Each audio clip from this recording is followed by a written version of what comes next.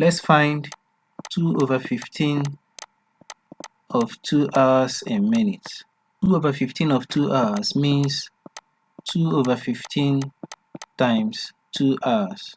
From the SI unit table for time, 1 hour equals 60 minutes. Then 2 hours will be equal to 2 times 60 minutes, which is equal to 120 minutes.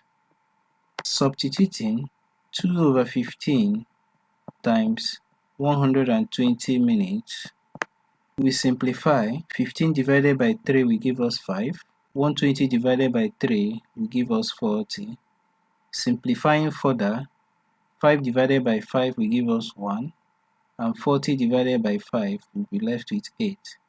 Therefore, 2 times 8 will be equal to 16 minutes.